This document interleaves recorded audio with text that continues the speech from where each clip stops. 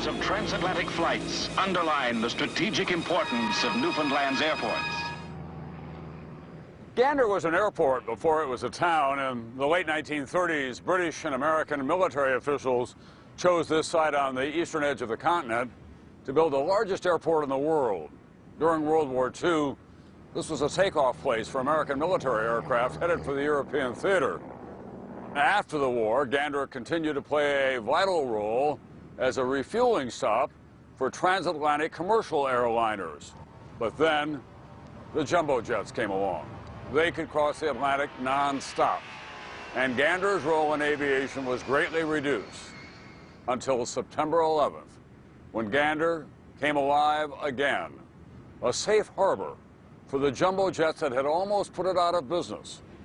And within a matter of hours, this vast tarmac was filled with planes from around the world, parked wingtip to wingtip. Canada is basically becoming a gigantic runway for every plane and aircraft that was destined for the United States today. In Gander, no one is allowed off the planes until customs and security are in place. Run by airport officials and officers from the regional headquarters of the Royal Canadian Mounted Police, the Mounties. They must process each passenger, plane by plane, until authorities are certain there are no terrorists on board. Among the trapped passengers is New York State Police Officer George Vitale, who is returning from Ireland, where he was doing advanced security for New York Governor George Pataki.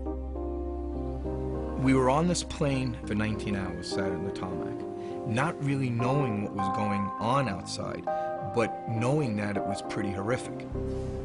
The number of casualties will be more than any of us can bear, ultimately. And I don't think we want to speculate on the number of casualties. The effort now has to be to save as many people as possible. There is another New York couple on the Gander tarmac whose connection to the events back home couldn't be more personal. I just wanted to get off the plane and see what was happening, because I was hoping my son wasn't working that day.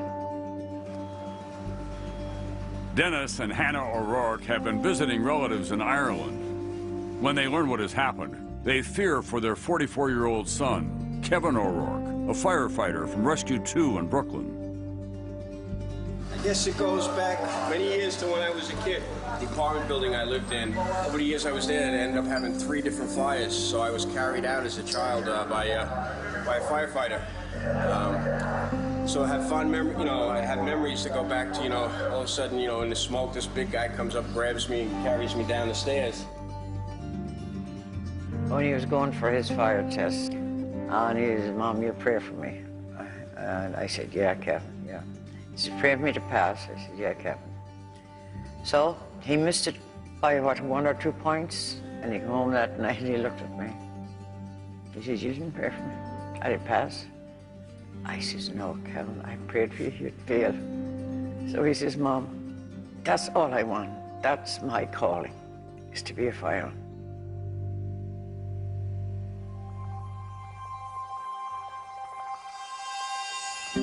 While the desperate rescue operation continues in New York, Gander begins the process of absorbing all those passengers. So many that in a matter of hours, they will nearly double the local population. Now, Gander is a town of barely 10,000 people. There was over 6,000 of us. Now, if you extrapolate the numbers, New York City is 8 million people, so what's that? 6 million people showing up on your door saying, "Okay, we're here, do something." The painstaking process of registering and removing each passenger continues through the night. Finally, we're free, we're free. We're on the ground after more than 24 hours. We have no idea where we're going, but we're going. It is not until noon on Wednesday, September 12th, when the last passengers are finally allowed into the Gander terminal. They are exhausted and confused, most not knowing where in the world they have landed. We're going to bus you into Gander, which is just a few minutes away. We're not sure when the FAA is going to open up the United States to travel again. The Department of Transportation in Canada has all air traffic in Canada shut down right now. When you see the footage of what has happened, you'll appreciate why things have been done the way they are. The only vehicles available to transport the great volume of passengers from the airport are school buses, and the local bus drivers happen to be on strike.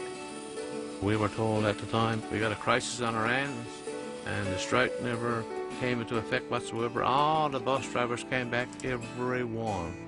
And we all came back and we did our job. They laid down their picket signs, they went and took their buses and they drove it, and for the next 4 or 5 days just helped out wherever they could. And that's what we're made of. That's the type of people we are. Even though those bus drivers had a dispute with their employer, they had no dispute with the people that landed here. We'll do the best we can to look after you. If there's anything you need, anything at all, I mean anything, just ask, and you will be taken care of, bottom line, okay? And make it as comfortable as possible.